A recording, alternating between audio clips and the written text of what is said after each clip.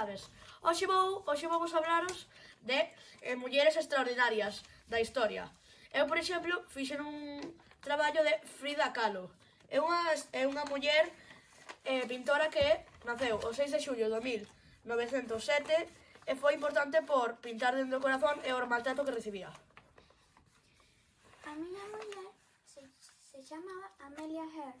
Naceu o 24 de xulio de 1897 nos Estados Unidos.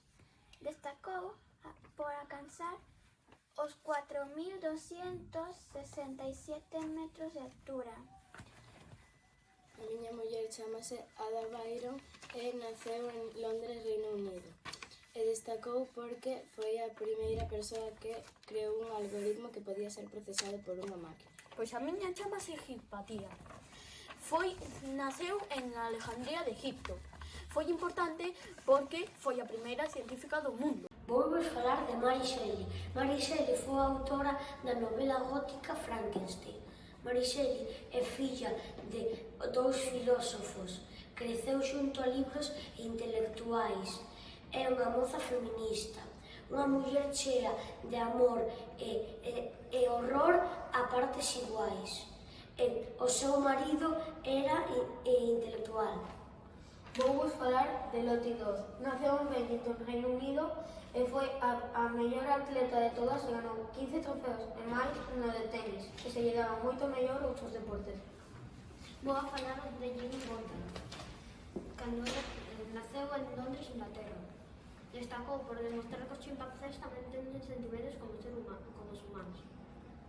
Cando era pequeno, quería ir a África, así que roboulle os seus ahorros a súa amiga e foise para África. Vamos falar de Marie Curie. Naceu en Varsovia, Polonia. Foi a primeira muller en gañar un premio Nobel dúas veces, unha xunto a Pierre Curie e outra ela sola gracias aos seus descubrimentos sobre a radioactividade. Vamos falar de Valentina Tereskova, a primeira muller en ir ao espacio. Ela naceu en Maleskinovo, Rusia. O seu viaxe durou 70 horas e 50 minutos e durante ese tempo deu 48 voltas ao planeta Terra. O seu nome durante a misión foi Chaika, gaviota. Eu vamos falar de Rosa Parks. Naceu en Alabama, Estados Unidos. Ela destacou en que un día foi coller o autobús como facía normalmente. Daquela era 1955.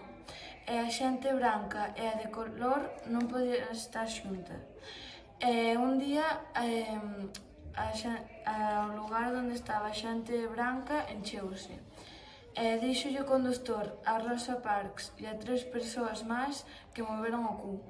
As tres persoas que estaban con Rosa fóronse, pero Rosa negouse a cederlles o asento. Vou falar de Irena Sattler.